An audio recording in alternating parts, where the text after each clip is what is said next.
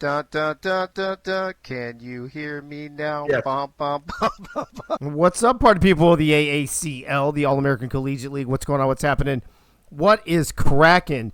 I cannot believe we are in week 7 already. This is kind of cray cray. Dude, that means, hey, we're getting to almost halfway being done. That's kind of crazy. We were just a third of the, after week 5, we were a third of the way. So, sometime around week 8, we'll be halfway through, and it's kind of fucking crazy. But anyway, welcome to the show. This is the 7th episode of AACL TueNight, and we've got a lot going on. Hopefully you read my ping. We've got all the normal stuff, plus we will be announcing one of our Season 4 new schools for next season.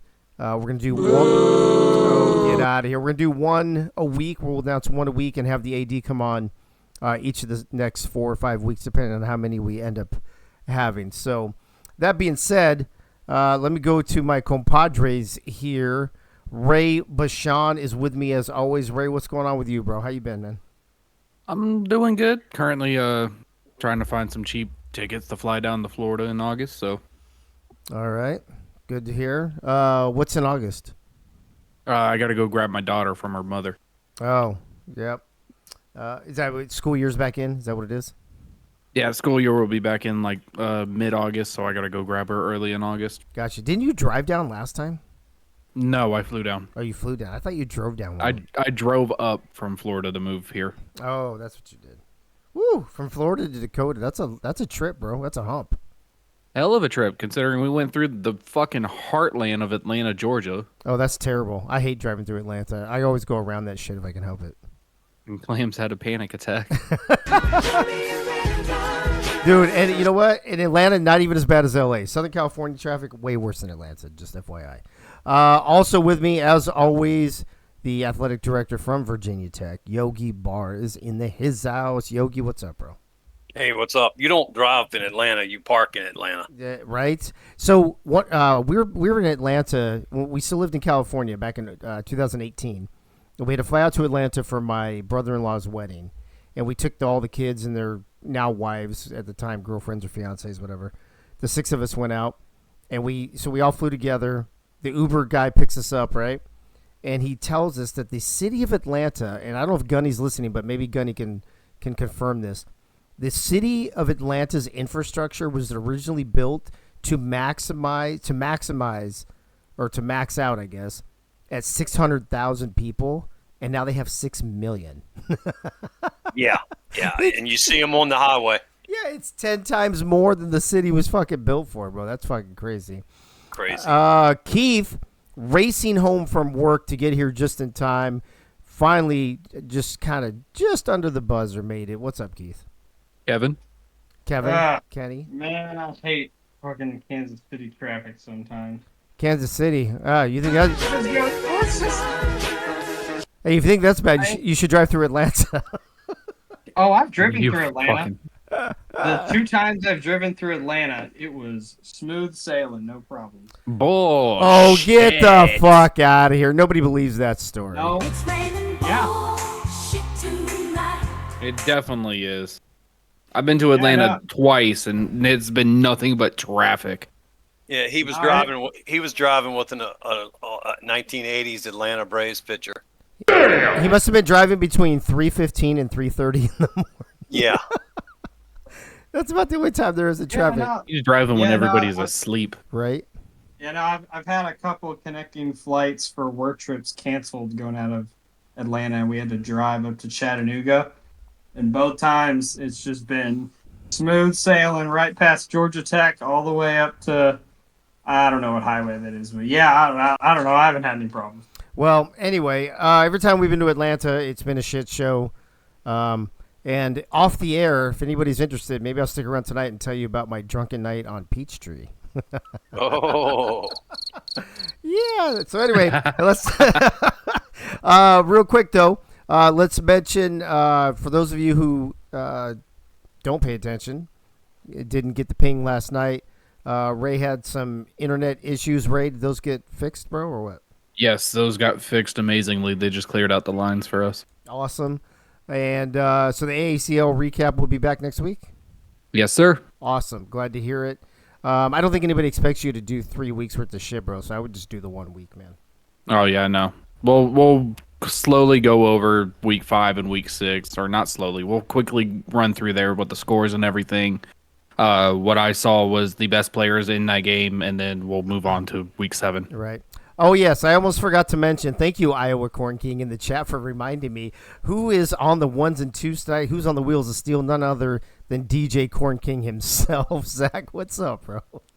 What's up, Dave? I always forget about the. You gotta give him that hawk. You ever Spit on that thing. Oh god you damn it. you ever? I hate that. That's a soundboard. You I'm you with ever you, Ray. see that? You ever see that meme of like Barack Obama giving himself a medal? That's what Yeah, that's that's what what- Pornhub is doing right now. Well, Michaela did it last week, didn't she? That's the. I don't know, but that's the Freedom Medal, and it's fucking hilarious, that meme. Anyway, Zach, how you doing, bro? You healthy yet or what? Yeah. Okay, good. I made some dinner. I'm watching the rain pour. Awesome. Yeah. We've had beautiful, perfect, almost perfect weather, Hey. almost California weather here the last couple of days. It's Dave. unbelievable. What? Shut up, bitch! Fuck right. Hey, don't hate me because you ain't me. That's all I'm saying. Anyway, the recap, the AACL recap will be back next Monday night, and we'll shoot that information out in a ping. We do that from time to time. We send out information through pings, believe it or not. Before we get started, though, I wanted to. We have 2 extra segments tonight. This is one of them. For those of you who, again, don't keep track of things like maybe some other people do, we allow people who have playbooks, school playbooks, to switch one out every 5 weeks. So I showed this graphic in the preseason for weeks 1 through 5. Now that we have completed week 6 and all of the playbooks are now public, this is what it is. So where you see a C in parentheses, like up there in Nebraska, that means they are running Louisville and Troy until week 8, and they will be going custom. If you see one that is in parentheses, that is the replaced playbook. So, for example, Auburn got rid of Houston and brought in Cal. Alabama got rid of Missouri, brought in Alabama. Florida and Iowa stuck with their customs. Kansas brought in North Carolina State and got rid of the spread gen playbook. LSU and Miami made no changes at all. Really? Yeah. Missouri. Miami? Yeah. Okay, you deserve to get shit on for the rest of the season now. Missouri kept their Missouri playbook, but traded out Boise State for Utah. On the top right side of the graphic, I mentioned Nebraska already. Notre Dame got rid of Troy and brought in Ball State. Ohio State is staying custom. Penn State got rid of Indiana and brought in Kentucky. Syracuse got rid of BYU, brought in Oregon. Tennessee kept both of theirs. I believe that's right. Gutty, you know what? Now that I think about it, I think I might have gotten a DM from them. I'll have to get that may be incorrect. Virginia Tech decided to stay custom. I'm sorry, UNLV custom, and then Virginia Tech. You're fired. Is going to, along with Nebraska, after week 8, they're going to scrap Illinois and North Carolina State and go custom. So, real quick, like 30 seconds. I was going to do this, but Ray jumped the gun anyway. But so besides Miami, Ray, what jumps out with the playbook changes? Honestly, that's not surprising to me that a lot of these teams decided to switch a playbook because it wasn't working. I mean, Syracuse, they're what, 2-3 now? 2 and Or 4. 2 and 4. 2 and 4. Yeah, Syracuse football sucks. 2 and 4. So they needed a little bit of change. What is surprising to me though, UNLV's been running a custom, but they've only been winning by so much. I don't see anything other surprising. I mean, Auburn switched one of the playbooks, so that's pretty good. Yeah, I don't think anybody's surprised by that, though. They ran Cal last season a lot, and I think more importantly, I think people were surprised they didn't start with Cal this week. Yogi, They wanted that new thing. yeah, apparently. Yogi, you're one of only 2 teams that are going to go custom from the playbooks. What was the deciding factor to get rid of the school playbooks and go custom? Because I'd like to have gotten rid of both schools' playbooks and tried 2 other ones, and that's not an option. So custom would be the next option. And I see everybody making their changes. It's kind of like us. You know, I had the NC State book because I figured I'd be the only one with it. which I wasn't, and I didn't like it.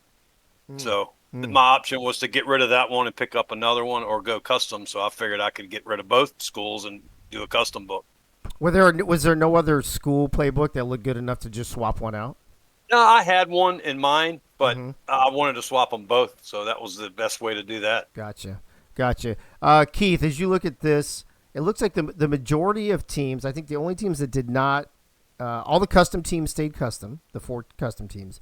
The only ones who did not switch out, I believe, were Miami and Tennessee, and Tennessee's a question mark. I feel like they might have switched out, and I just missed it. Right. Missouri didn't switch out either. Oh, and Missouri. Or LSU. Oh, no, LSU. LSU. That's right. Yeah. LSU. So LSU. One of the Tigers. LSU, Miami, and potentially Tennessee. So Keith, what are your thoughts on?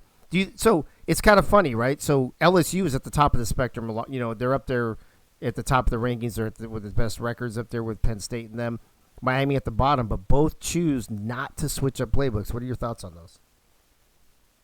Well, I think it's funny that LSU, they ran the Baylor playbook all of last season, didn't they? And then now in Oregon, I forget if they drafted the Oregon playbook last year, but they've just kind of been sticking with their same formula they've had. I do think it's kind of funny that there are some playbooks in here that teams are switching to that are kind of just like copying off someone else. Like, for example, Syracuse taking on the Oregon playbook.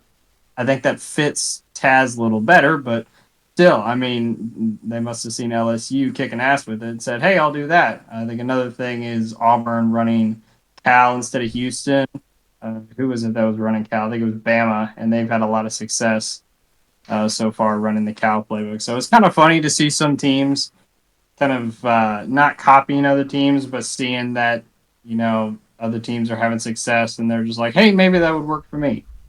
You know, I kind of feel, And then there's then there's us in Virginia Tech just saying, fuck that, we're doing our own thing. we're going to do our own, Nebraska, and then I'm going to ask you the same question I asked Yogi before we move on. What was the thought process with you and Michaela behind scrapping Louisville and Troy, and instead of just getting rid of one, maybe swapping out one as opposed to going custom? Well, the Troy playbook is terrible. God, I hate that playbook with a passion.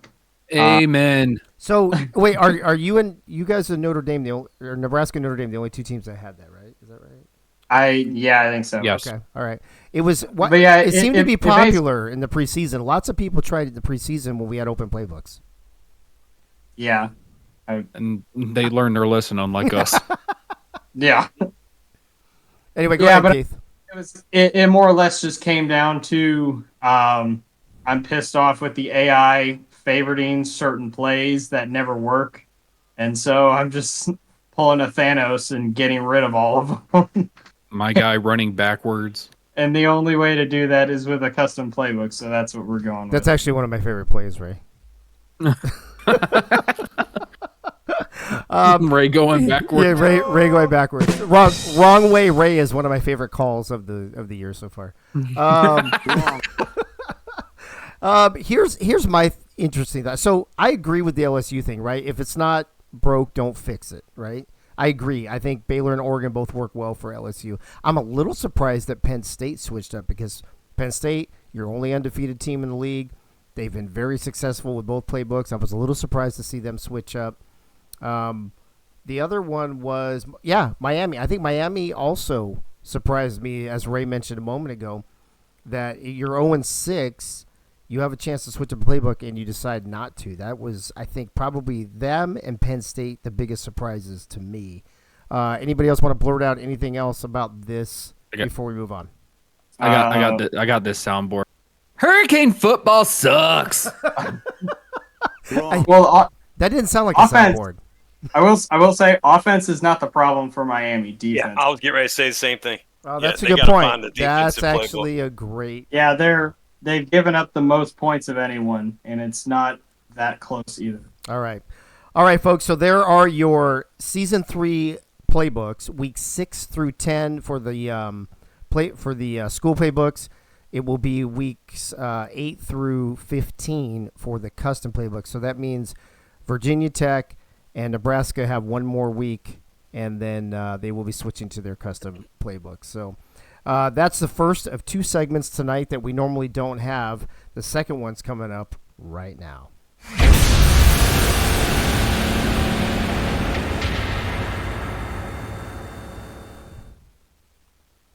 Ladies and gentlemen, boys and girls of all ages, the AACL has some breaking news. Hey, do we have the bump, bump, bump, Zach? I forgot about it. Dun, dun, dun, dun, dun. Can you hear me now? Bump, bump, bump. I don't think that's it. There you go. That's it. Hey, fuck off. That's I've never it. done this in like forever. Look at, dude. Hey, Ray, he's so worried about getting attention in the chat, he's fucking up the job. Priorities. Priorities. Oh, shit. I'm trying to think of Yogi here. That is some funny shit. But we do have some breaking news, as those of you who have been here for a while. Dougie Day, thank you. Oh, and you know what, Doug? You just reminded me. I'm going to have to put this news on hold. I forgot to hit the fucking chat. I'm all kinds of fucked up tonight. Michaela, I know. Michaela Forker was the very first one in chat, along with my BFF Stream Elements, followed by Corn King, Dave Axis, Boone Berry, Crazy Canuck, Doug Britton, Yogi Bar, Annie Beaverhausen, Nate Hall. Who else is in here? Private Clams. Laying a lot of blue in there. Chef Moose, Dave Pizza, and Chicken Fingers tonight. But hey, Chef, did you actually cook that shit, bro, or did you order it? Did you DoorDash that shit? I have a feeling you DoorDash. Nobody got time to make that shit. I don't know. He seems to always have time. Dude, he cooks up some great shit, man. Listen, go to Papa John's, get yourself a $9.99 cheeseburger pizza. That shit is delicious. All right. And Gunny's in the house, as well as Doug Day. Doug, thanks for shouting me out. You reminded me to shout everybody else out. Breaking news. Starting this week for the next 4 to 5 to 6 weeks, depending on how things go with some talks with some certain people, we are going to be announcing the new schools for Season 4. And we're going to start it off with this one right here, as I would like to bring in a very good friend of mine for probably the last 4 or 5 years. We've done a lot of other leagues together. He's a Season 1 AACL veteran, and he's coming back next season to take over his school. Ladies and gentlemen, let's welcome Greg Soto to the booth. Soto, what's up, bro? Oh man, I like that. I like that cigar on the. Bro, as soon as I saw that, I was like, I have to use that. Right? Is that legit or what? That's great, man. That's good stuff. Hey, for those of you who don't Already know, sitting along with the drug policy. Yep, for those of you who don't know, Greg Soto is Yayo, Montana, outside linebacker for LSU. Yayo. He is also he's got a lot of experience in the SFL. He was around here. What was your school? What school did you have in Season 1? Do you remember, Greg, here in the AAC? Wasn't it Old Dominion? No, it wasn't Old Dominion. That was Charles. No. It was. I don't remember what it was, man. To be honest, it was with you. USF. USF. USF. Yeah, that's what Yeah. it was. That's what it was. Yeah. Ooh, USF. South Florida. Yeah, Yep. South Florida, and that was a crazy year. But for those of you who don't know, Greg is Cuban, and he loves his cigars. And when I was looking up shit to put on this graphic, and I saw that Oregon Duck smoking a cigar, bro, that was a no-brainer. I had to put it on there, man. And he loves to put lipstick on pigs. And he loves to put lipstick. Yeah. And if things would have gone differently, Miami here in the AACL would not be 0-6. But that's neither here nor there. We can talk about that on the AACL after dark, maybe. That'll be a rivalry for next year. Definitely. Or Oregon against Miami. So a little history. We don't have to get into all the details, but you were going to be part of the Miami expansion. Decided against it. You're bringing Oregon in next season instead. You were an AD in Season 1. What's made you want to come back and be an AD again coming up here next season in Season 4? Just to, I mean, look, definitely the league itself definitely is one thing. Then the next thing is, NCAA 25. I mean, just the timing of it is just perfect. Oregon is just it is my second favorite football team. If anybody knows me, I'm a diehard Miami Hurricanes fan. Gotten even into fights over Miami. But Oregon definitely is my second favorite. My son and I, we used to watch it late at night when he was on Pop Warner, and I was involved in his Pop Warner League as an athletic director in real life for the Pop Warner League, and I used to do announcing and so forth for the game. So we would be out all day, and by the time we got back home, really the Pac-12 games was the only thing. Pac-12 after dark, baby. Yeah, man, and we started watching back in the Joey Harrington days, and even my son Marco, he's also an Oregon Ducks fan after Miami. But yeah, just I'm excited, man. That's what kind of brought me back. Like I said, the league, and my like for the Oregon Ducks, and also the new game that's coming out. Awesome. As you, I'm going to let the guys think about it too. If you guys have a question or something for Greg, let me know after I ask this next question. But I don't know if you saw the segment we just had where school playbooks are able to be swapped out, or at least one of your two every 5 weeks. Some teams are running custom playbooks, and I know you and I have had talks about that along with Wink. What are your thoughts on custom playbooks versus school playbooks? And I know it'll probably be different with NCAA 25, but I think the concept will probably be the same. But what are your thoughts when it comes to playbooks? It really comes down to, I think, the time that the AD has, the time that the coaching staff has. Personally, myself, I'm going to try to go as if I can, pick out a good book, but I custom would probably be the route that I'm going to go eventually. Of course, getting my hands on the game and testing things out and doing some research and just seeing with the people that are going to be coming to the school, I think is a big factor as well, in where I think we should go as playbooks. But for me, I always like custom over just having like a base book. So I've got one more question for you, but before I do, Yogi or Ray, Keith, do any of you guys want to jump in? Do you want to ask Ray ask Greg anything? I'm just being a jokester when I say this, so you don't have to answer this. You could just laugh and tell me to shut the fuck up. Is the reason why you're bringing Oregon into the AACL because you actually want to see a winning Duck team in this league? Oh, that's fucked up. Yeah, I plead the fifth on that.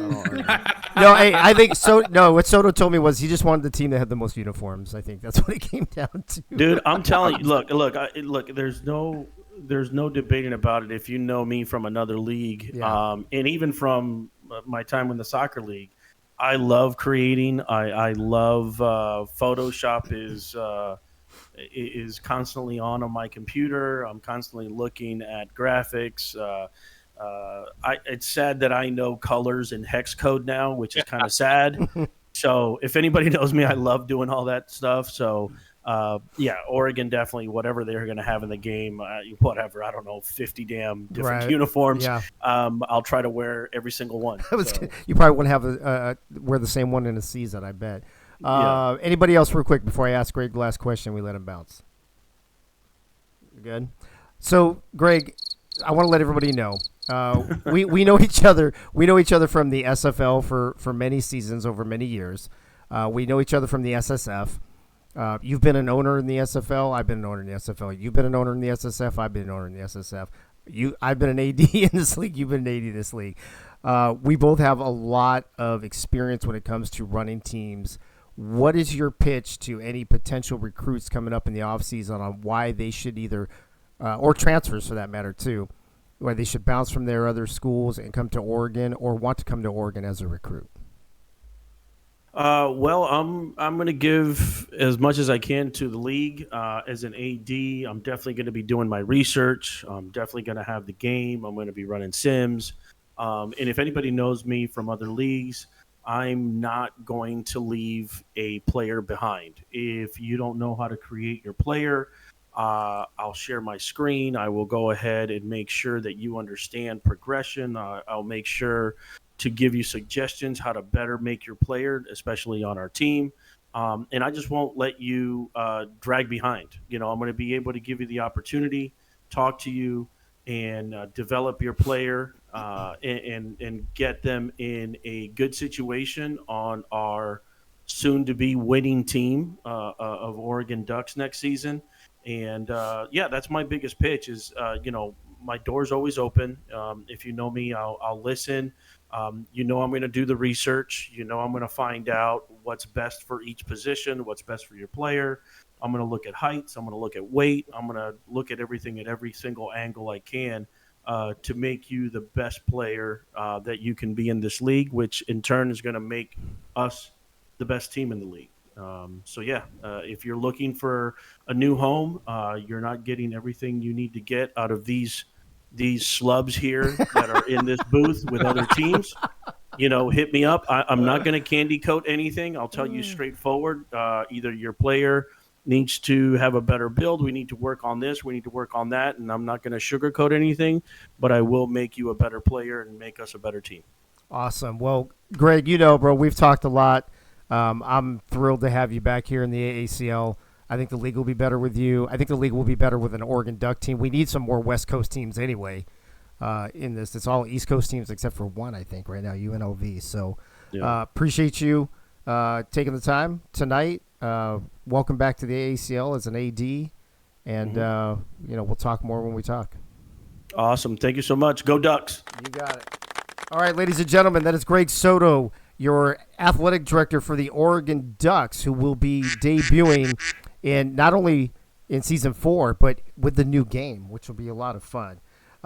Let's get back into the things that we normally do now. Back to our regularly scheduled program. Let's get into weekly rankings. As you see the records there in the middle on the graphic, Penn State, the only undefeated team. UNLV, the only 5-1 team. We've got 5 teams at 4-2, a couple at 3-3, 5 more at 2-4. Auburn and Miami bringing up the rear. We're going to go ahead and just jump straight into the KMPR. We'll talk about these records more, but they'll come up more here when we talk about the rankings, the official rankings. So with no further ado, let me get a drum roll from Zach, and we will display the Week 6 KMPR ranking.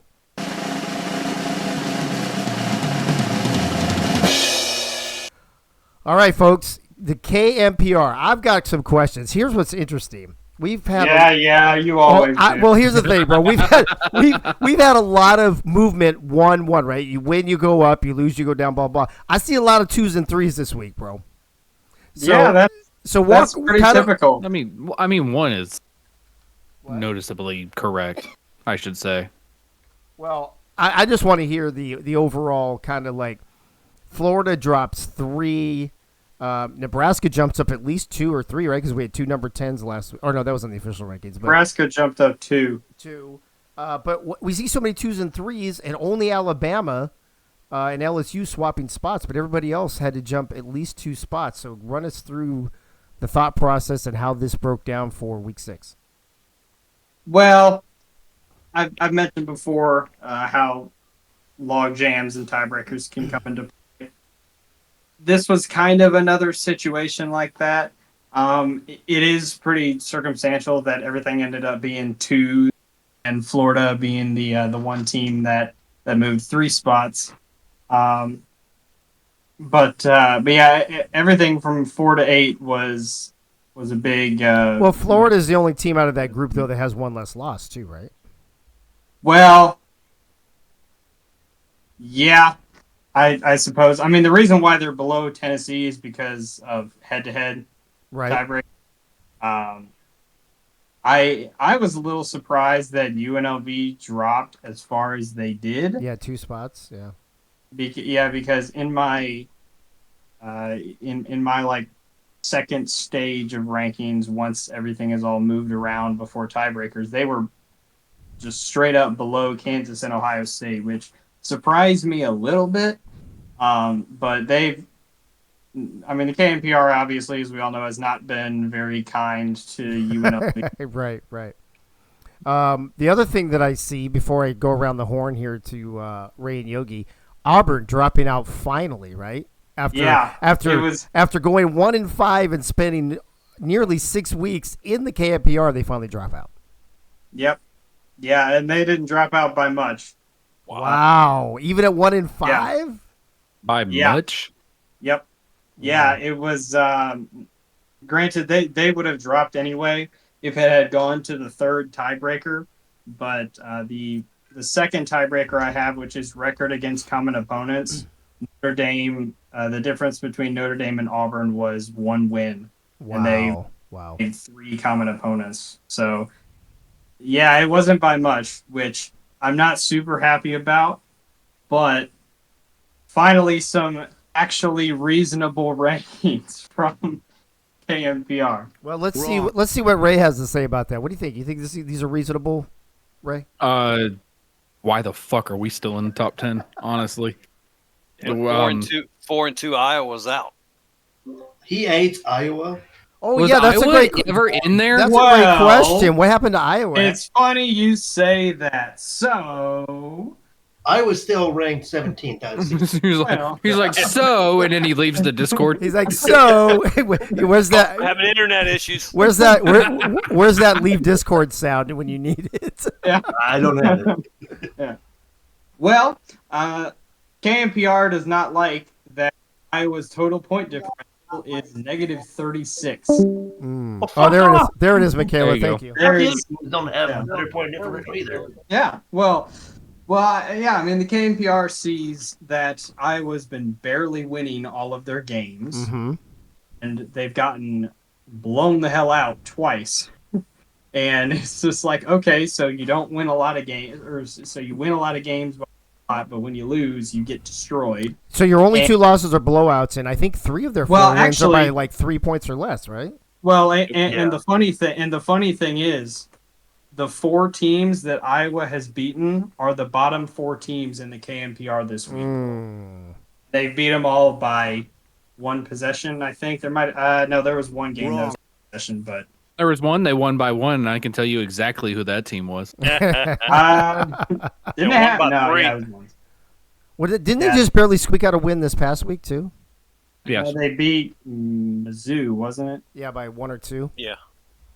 No, they didn't beat Mizzou. They didn't beat Mizzou. No, it was Syracuse. Sorry. Oh, it was the week before. Yeah. It was the week before. Yeah, that was the week before. That's right. That's right. But I was going to say that's the Yeah, Bumblebee. but you're right. Mizzou. Yeah. And speaking of Mizzou and Syracuse, they're not even in the KMPR, so that makes sense. Mm-hmm. Gotcha. All right. Yeah, the KMPR is still waiting for a big statement win from Iowa, and then if they ever get into a big log jam, they'll have an advantage because of their record. All right. Let me go around real quick before we move on to the official rankings. Ray, what do you got? Yeah, we're finally above Auburn. Fuck you, haters. Barely, he said. Just barely. I mean, to be honest, Auburn went to 4 overtimes, so I'll take the barely. Yeah. What's not surprising to me, Florida dropping down 3 after their abysmal game this past week. And also not surprising, Bama jumping over LSU. Penn State staying in the top spot after they completely and utterly fucked us over with Blitzkrieg. Ohio State jumping up 2, though. That's kind of that's iffy to me a little bit. Who did Ohio State beat this week again?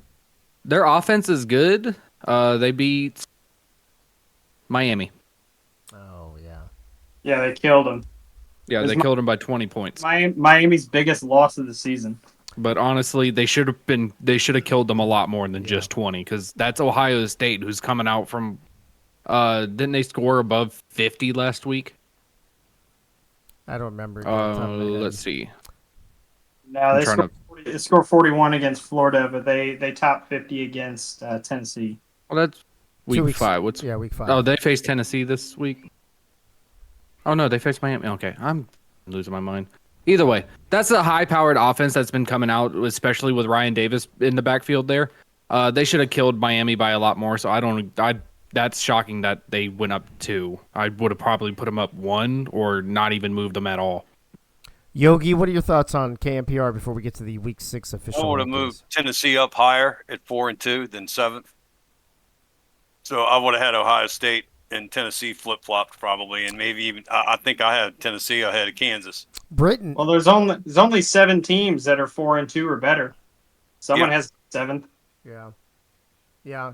Florida and Ohio State both being 3-3. Ohio State winning 3 in a row. Florida, I think, losing 3 in a row. So that's an interesting factor as well. And there's only 7 teams that are 4-2 or better, and one of them's not even in the ranking, so there's only 6. Yeah, because So you got Ohio State at 3 and 3 above Tennessee.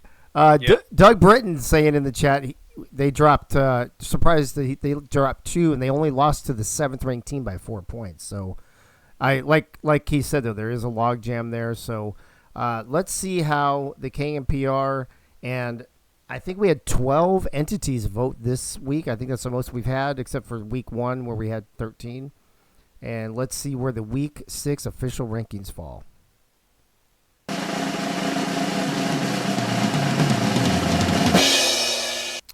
All right, folks. Penn State holds on to the number 1 spot. Alabama jumps 3 spots, but let me tell you, 2, 3, and 4. Alabama, LSU, UNLV. The voting was so close, it was single digits between all 3 of those fucking teams. It was like super fucking close. So Alabama moves up 3, LSU drops 1, UNLV drops 1. Again, if you lose a game, you drop 1 spot, not a big deal. Kansas came back and won. They went up 1. They moved up 1. Tennessee moved up 1. Iowa moved up 1. Oh, no. Kansas has the 5 spot again? Yep, they own it, bro. They're like, get out. Get out, squatters. Ohio State jumping up 2, the biggest mover other than Alabama going up. But look at Florida. 5 fucking spots dropping. And Nebraska creeping back in barely, by the way. Back in the top 10, other teams receiving votes. The other teams receiving votes in this order. Virginia Tech would have been 11th, Notre Dame 12th, Missouri 13th. That leaves only 3 teams that did not get votes, with Notre Dame and Virginia Tech dropping out of the top 10. Ray, your thoughts on the official Week 6 rankings? Who the fuck voted for Notre Dame? We did not even deserve a vote. Did you see how badly we played against Penn State? We let Blitzkrieg run 2 long-ass touchdowns on us. For what it's I think he's still running. He's probably still running on our fucking field. He's looking at fucking touchdown Jesus. He's like, hey, what's up, bro? Hey, for what it's worth, you were only on 3 out of 12 ballots. Okay. So it's not those 3 need to learn to watch the game more. That's it. Yogi, your thoughts here on the Week 6 official rankings?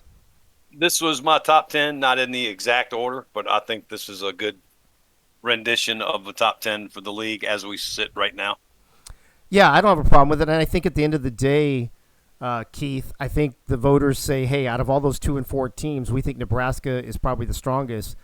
But Michaela's here. Sorry.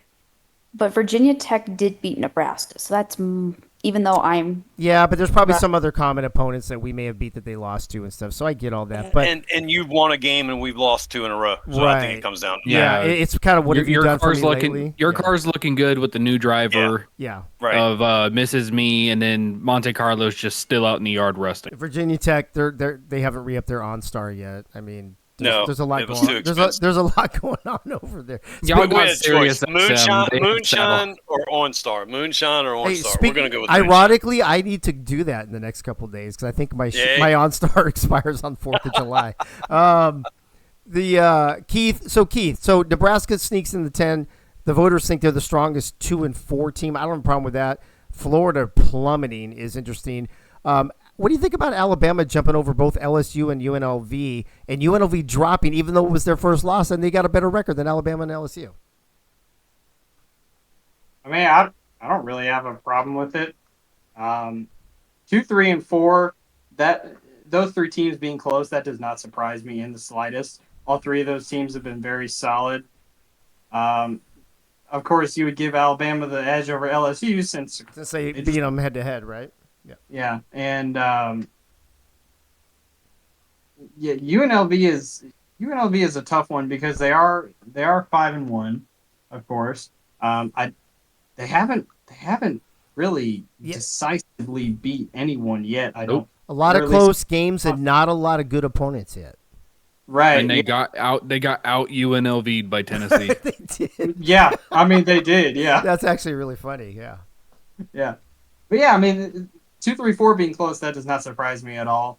I think those, if you had to make a tier list of sorts of like tier A, B, C, I think those top 4 teams are your A, tier 1, and then 5 through, I'll say 8 is probably tier 2.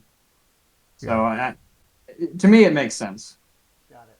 I'll tell you right now. All right. I'll tell you right now. I had UNLV dropped all the way down to number 6 on mine. I don't think so. I don't think one loss, especially a close loss, deserves that much penalty. To be honest with you, I think the bigger issue, Ray, is that people move them up so high based on close wins over weak teams. I think they should have never been rated that high to begin with, so they probably should have been in that mid tier anyway. You know what didn't put him that high? The KNPR. Yeah. Almost like it's almost like it knows a thing or two. Yeah, I'm just saying. All right, folks, there are your KNPR Week 6 records and Week 6 official rankings going into Week 7. Penn State stays on top, like we mentioned. Nebraska joins. Before we move on, Yogi, do you have any comments? Since he never cared to ask you. No, I gave mine. I went to him before. Oh, Keith. you did? I went to him before Keith. Oh, I'm not paying attention to Yogi. Yeah, maybe you should watch the show. Well, let me type this memo real quick. Ray, why don't you just let me lead the show? All right. Moving on to players of the week. Before we get to the final segment tonight, which is obviously our pick'ems. Players of the week. Any question on who might be the defensive player of the week? Anybody have any idea? No. It should be no fucking question. Another record. This isn't unanimous, I swear. It is not unanimous. Oh, wow. I'm telling you right now, it's never going to be unanimous because last week's wasn't unanimous, and I wanted to know the one person that didn't fucking vote unanimously. Well, there's one person who did not vote unanimously this week as well. It is opinions. Is it the same fucking person? It is not the same person. Okay. It's not the same person. It's a different person. However, remember, there were 12 entities that voted. Defensive Player of the Week did get 11 of those votes. So 11 out of 12, that's not terrible. That's good. I mean, we can do the drum roll, but everybody knows who it is already. So, Zach, give me a drum roll, bro.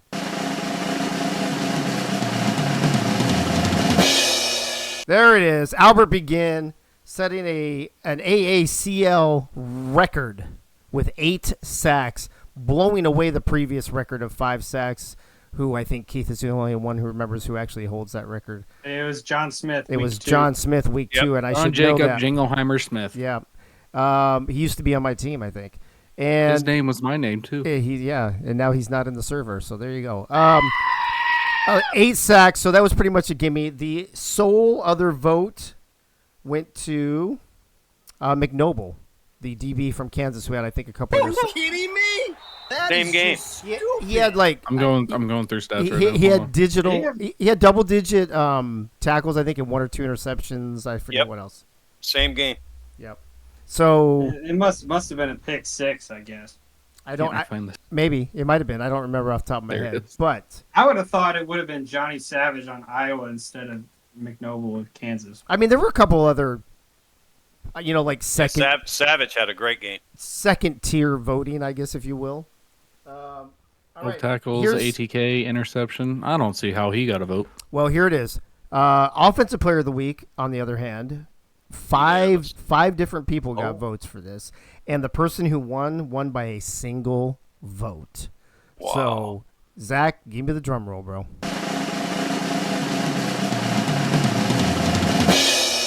Back. God damn it. Of course. Back-to-back weeks. I mean, it's a quarterbacks league. It's a fucking quarterback. Hold on. Emotional damage. Look at 8 sacks, 8 tackles for loss, 8 touchdowns. There's a theme here.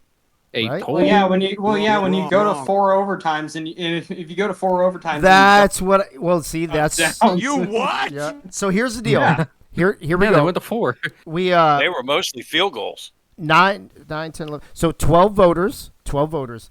Jared Lorenzen got 5 votes.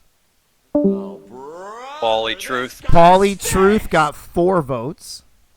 Bro. And then Ryan Davis, Blitzkrieg, and Everywhere got a single vote apiece.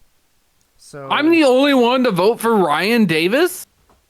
I'll call myself out. Yeah. You were if you had moved your vote to Paulie Truth, then we would have had a tie. I'm surprised nobody did. Anybody vote for Blitzkrieg?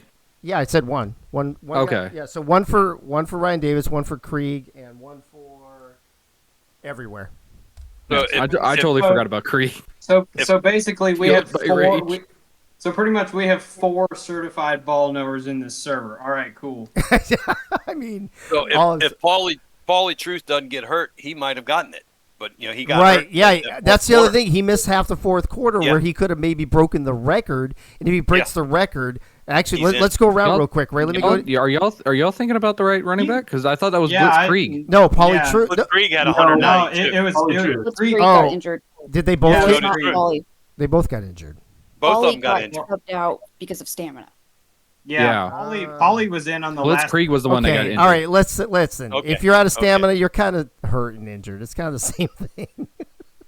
So whatever. They both didn't play enough. His heart. Hopefully, he can walk. They both didn't play enough. He was able to walk. He just couldn't breathe. I mean, that's breathing's kind of important when you're running the ball. All right, so real quick, we'll go around 30 seconds each. Ray, any issues with Lorenzen with 8 touchdowns, even though I think 2 or 3 of them came in overtime? Yes, overtime should not count toward your stats. I do not care. Fuck off. Okay. It should have been. It should have been a running back this week. It should have been Paulie Truth. It could have been Blitzkrieg, or it could have been Ryan Davis. Paulie. For those of you who don't know, Paulie, I think was it third. He had the third most rushing yards in the history of the league. Yogi, your thoughts, real quick.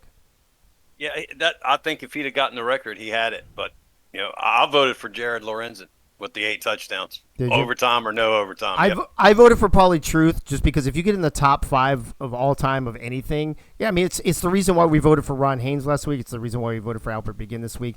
If you're in the top 5 of a record, I think you deserve some serious consideration for Player of the Week. Keith, your thoughts? Go ahead, That's Yogi. what I thought with the 8 touchdowns. I thought that would be in the top 5 of all time. That's a good Fucking corn in that's chat. that's a good question. I voted for Paulie because Dave told. I did not, motherfucker. I questioned your dumbass You first did? vote. No, I didn't say. I didn't tell you to vote. I did not tell you to vote for him. I questioned your dumbass first vote. Is what I did. Well, you think I pay attention to anything? No. I mean, you can't vote for yourself every week, Zach. For real. Two night viewers, mommy and daddy are fighting again. Keith, last word on this one. Yeah, I mean, to the top 5. Jared Lorenzen was 2 yards away from not even being top 5 in passing yards this week. Ooh. Well, So- there's that. By the way, just for the record, go ahead, Keith. I mean, it's like I said, there's 4 certified ball knowers in this server.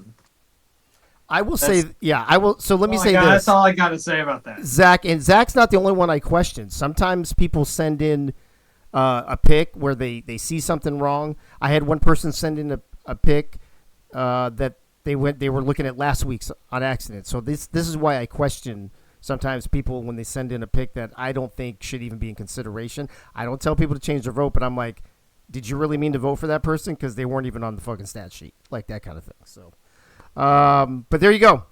Jared Lorenzen, back-to-back weeks. Albert Begin, back-to-back weeks. Defensive record breakers, being Defensive Player of the Week. It's going to bring us to our final segment here for Week 7. We're running a few minutes behind, but not terrible. Tonight's games kick off Week 7 with Alabama at Mizzou. I'm going to say the AACL community first so I don't forget each time because I tend to forget when I try to put them at the end. Alabama, it's still early voting because they just opened up today at noon. During early voting, Alabama with a 27-15 lead over Missouri. Ray, Alabama looking strong. Missouri picking up a couple wins lately, though. They look like they're in a good stride. This should be a good game. Who you got? Missouri's going to keep that fire that they had in those 4 overtimes and overcome the Crimson Tide at home. All right. Yogi. Now, Alabama gets a stranglehold on number 2. I think they're going to rock and roll this game. Keith? It's another game where the over-under is going to be like 80 or something like that. Could be. I think in that instance, Bama's had the stronger defense between the two. I'm going the Tide. I am also going Alabama. I just think that they are a force to be reckoned with, a top 2 or 3 team in this league. I think if you say, I think Keith hit the nail on the head earlier. You're talking about Penn State, Alabama, LSU, and UNLV. That's your top tier right now. I think Alabama wins and stays in that top tier in our kickoff game tonight. Tonight's nightcap game, Virginia Tech at Miami. This is also going to be a real good one. Virginia Tech trying to rebound after last week's loss. Miami looking for their first W. AACL Nation 30-11 in favor of Virginia Tech right now. Ray, who you got here in the pick'em for tonight's nightcap?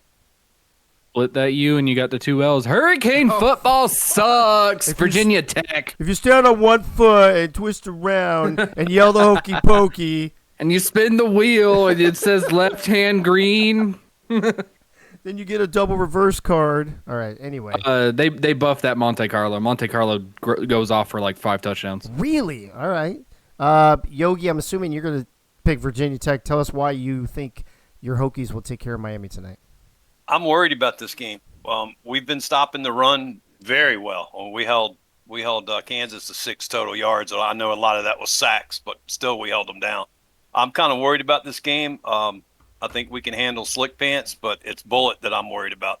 But I'm still picking Virginia Tech. Yeah, I mean, between Bullet, Slick Pants, and the G-O-double-D, there's some definite weapons there on the Miami offensive side.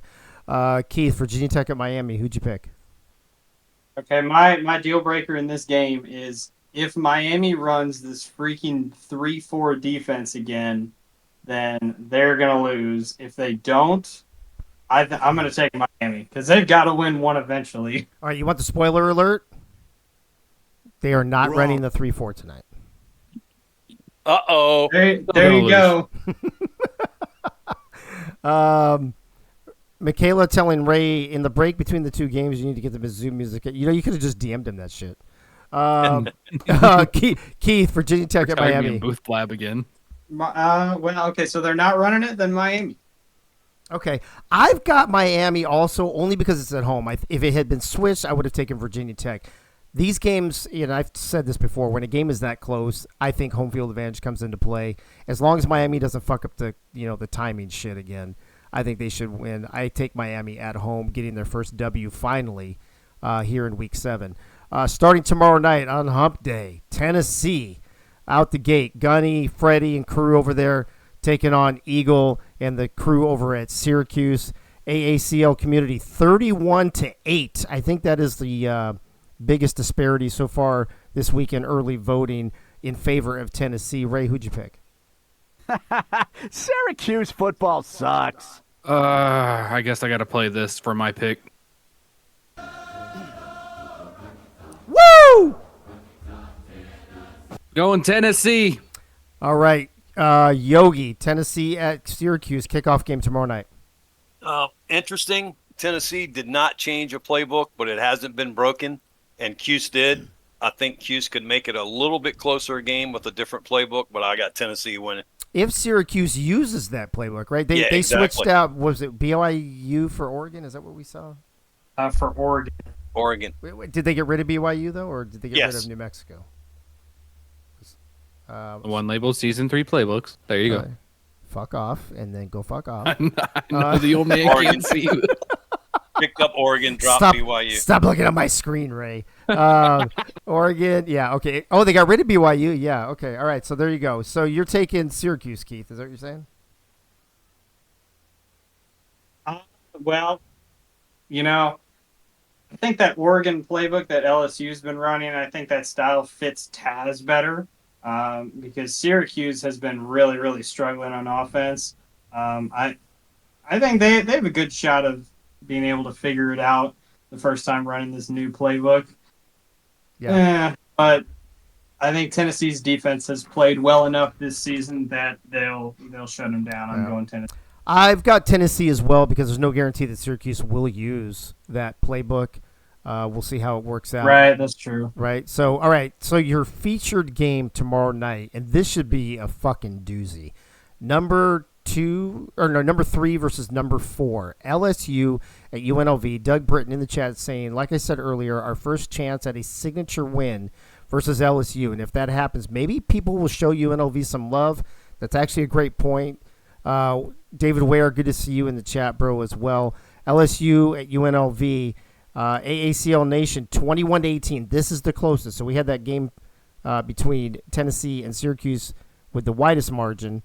The closest margin is 21-18 in favor of UNLV at home. Ray, who'd you pick? I'm sorry. UNLV wasted all their gas trying to come back on Tennessee just to get out UNLV'd. LSU's looking for that fire because LSU, as you saw the previous 2 weeks before last week, they were dangerous after taking that loss to Penn State. So we don't go anywhere where there is more flavor than Baton Rouge. All right, You gotta give Tigers. him that huck and spit on that thing. You get me? Oh, fuck. Hey, David Ware, thanks for subscribing again, bro. Appreciate that, man. All right, so you got LSU. Yogi? I'm going to show UNLV some love. Uh-oh. I saw the game. I think I was commentating the LSU game, and they just would not come off the run, no matter what the score was. They were hard-headed all game long. They didn't switch playbooks. So if that happens again, I give the edge to UNLV. At home, I'm going UNLV. Interesting. Okay, Keith, so we got one for LSU so far, one for UNLV. Who'd you pick? I just think LSU's defense is just so insanely good. They've been kicking everyone's ass all season. I think they're going to keep it up. I have LSU in a close one. I also think this will be close, but much like the Virginia Tech-Miami game, I let the home field advantage decide for me. I am taking UNLV, going back to doing UNLV things and winning probably by 3 points or less over LSU and jumping up into that top 3 spot for next week's rankings. The nightcap tomorrow night, Wednesday night, Kansas at Ohio State. Ohio State on a 3-game win streak. AACL Nation thinks it's going to be a 4-game win streak. They've got 27 votes so far in early voting for Ohio State to only 13 for Kansas. Ray, do you agree with AACL Nation? Is Ohio State going to keep that streak going? Hey, Kansas, that number 5 that you just got back, you're being evicted, motherfucker, because Ohio State's going 4 straight when Ryan Davis runs 2 more touchdowns on y'all's asses. Well, remember, he usually just runs for the yards, and then they hand it off to Teague or whatever the fuck his name it's Master is. Teague, Master yeah. Teague for all the touchdowns. Yogi, does Ohio State keep the streak going? Does Kansas State, or does Kansas actually move up in the rankings maybe next week? I got problems for Kansas. Albert Begin, he registered for classes in Ohio State this week, so he's going to be playing against them again this week. I got Ohio State winning. Oh, shit, that's fucking funny. Keith, Kansas at Ohio State, man? What do you got? Yeah, I think the thing that I've noticed the past couple weeks is Ohio State's played some teams that get stuck with 3 men up front on defense, and then Ryan Davis just has all, like, the whole freaking world to run, it seems like. And I know Kansas runs 3-3-5. Do I think that the same thing will happen again? I don't entirely know. It doesn't bode well for Kansas in my head, so I'm going Ohio State. I think, am I the only one that is that's picking Kansas? Here's what I think it's really hard to win 4 games in a row in this league, unless you're, Auburn or maybe Penn State this year. I mean, LSU couldn't do it. UNLV got to 5 and then they lost. It's hard to win 4, 5, 6 games in a row in this league. I think Ohio State streak comes to an end. I think Kansas upsets them at the Horseshoe, and Kansas finally moves up out of that number 5 spot. Going into it'll be Friday night. Sorry, because Thursday is 4th of July. This game, I actually thought this game should have been the featured game, but Notre Dame at Florida. Ray going home against his old team there in the swamp. And Notre Dame, let's see here. That was on the wrong night. Notre Dame not doing well in the pick'ems. This actually is. Oh, see, more people have been voting since we started talking about this. So those some of these are widening out a little bit. Ray, 32-9. AACL Nation has Florida over your Notre Dame Fighting Irish. Who you got? All right, I just switched my pick because you said a lot of great points. I'm returning home to the first team that introduced me into the AACL, but it's going to be a lot like the preseason tournament for us. I'm going in there. I'm taking the fucking Gatorhead home with me. Notre Dame over Florida. All right, Yogi, Florida. I think have they lost 3 in a row? I think they've lost 3 in a row, right? They won their 2 first. in a row. Didn't 2 they? in a row, Weren't yeah. they 3-0 and now they're 3-3? No. Nope. Okay. So they've lost 2 of their last 3, maybe. They started off with a loss, then they won 3, and then And then they've lost 2, yeah. Okay, well, Yeah. and Notre Dame got their ass handed to them, so this one could go either way. What do you think, Yogi? It's Notre Dame has got to be able to withstand the aerial assault, but I believe they have just enough defense, and Brian fucking Jefferson goes off in this game, and Notre Dame's going to win. Okay, Brian Jefferson going off and Notre Dame winning. I don't really hear that a Yeah, lot in this league. the curse is over. All right. I'm gonna add one more into that for you, Yogi. My wide receivers need to get the fuck open. Yeah. There's that part too. Keith, who you got in this? This could end up being an instant classic with Ray going home. Notre Dame very talented, Florida very talented. What do you think?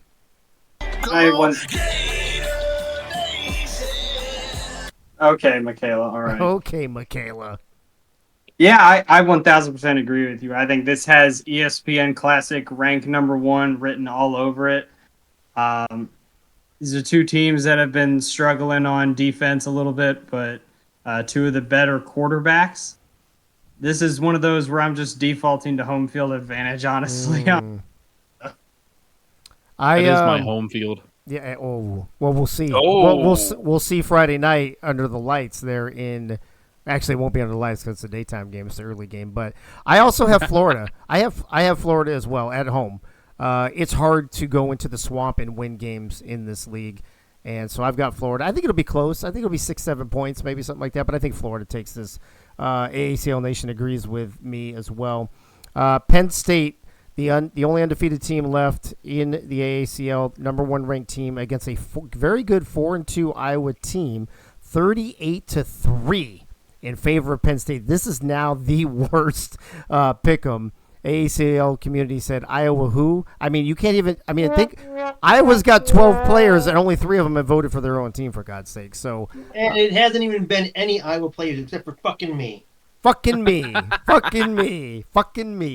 Iowa, Penn State. Ray, who you picking? Here, Corn. I'll help you out.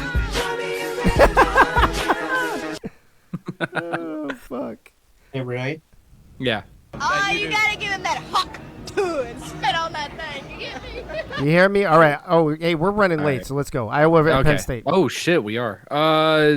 Iowa does not have that firepower to stop Penn State. Plus, I got lit the fuck up by DeHayton on that goddamn cornerback's blitz. Yeah, you did.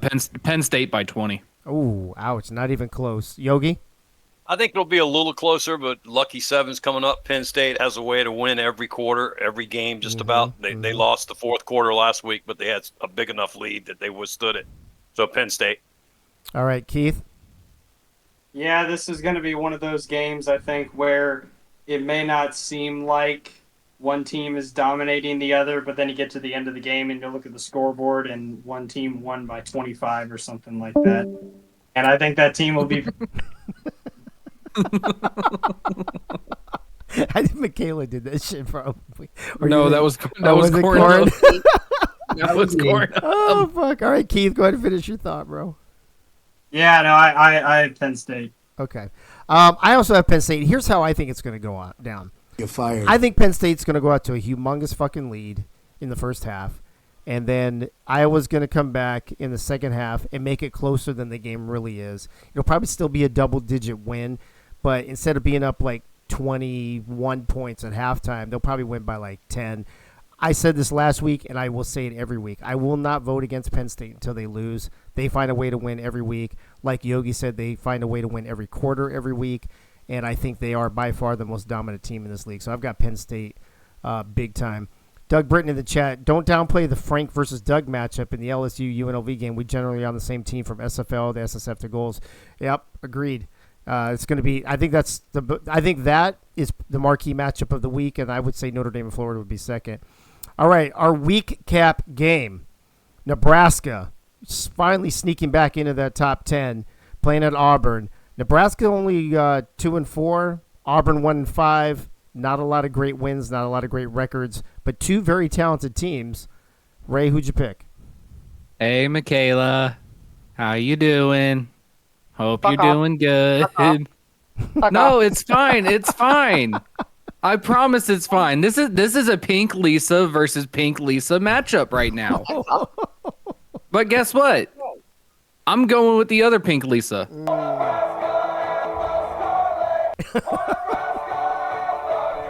Usually when you vote for us, we do bad, though. Nebraska upsets Auburn. I voted against y'all, and y'all still do bad. Yeah. It's just y'all's team. Yeah, I don't think it's Ray's fault anymore. Plus, I feel like y'all have that secret weapon in Mrs. Me now. So Nebraska over Auburn. All right, Nebraska over Auburn. Yogi? Yeah, you stole exactly what I was going to say. I think Mrs. Me is going to make the difference in this game. It's going to be high scoring. It's going to be back and forth, and I think Nebraska is going to pull it out in the end.